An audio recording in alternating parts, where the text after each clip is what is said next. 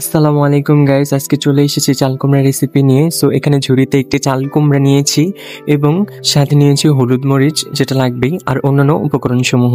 So ভিডিওটা শেষ পর্যন্ত দেখতে থাকো, ভিডিওটা খুবই ইন্টারেস্টিং হবে অ্যান্ড শিখতেও পারবা। সো চলো, চাল কুমড়াটাকে প্রথমে প্রসেসিং করে নিচ্ছি।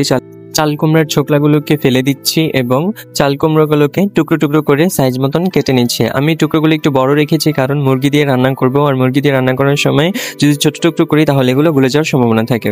সো এরকম ঝুড়িতে পিস পিস করে কেটে নেওয়া হয়ে গেছে, ও খুব অল্প কিছু উপকরণে রান্না হয়ে যাবে। সো এখানে তেল দিয়ে দিলাম, তেলের মধ্যে গরম মশলাগুলো দিয়ে দিয়েছি। গরম মশলাগুলো দেওয়ার পর হালকা একটু নাড়াচাড়া দিয়ে তখন পেঁয়াজগুলো দিয়ে দিলাম। পেঁয়াজগুলো দিয়ে দেওয়ার পর এখন 2 চামচ আদা রসুন বাটা অ্যাড করবো। আদা রসুন বাটা অ্যাড করার পর হালকা একটু লবণ দিয়ে এটাকে নাড়াচাড়া করে নেবো যাতে আদা রসুনের কাঁচা গন্ধটা চলে যায়।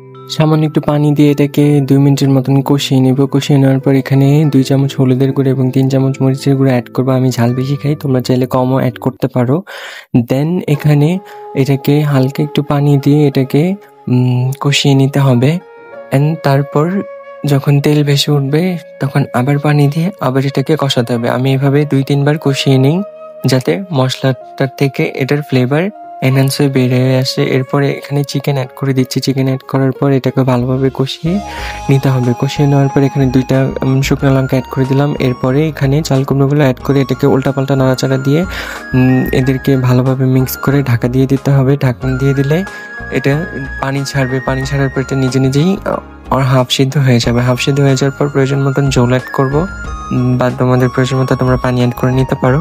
এখানে আবার এটাকে ঢাকনা দিয়ে কিছুক্ষণ রাখতে হবে। দেন কিছু জিরা এগুলোকে শুকনো খোলায় টেলে নিতে হবে। এরপরে হামানদিস্তায় এটাকে পিসিং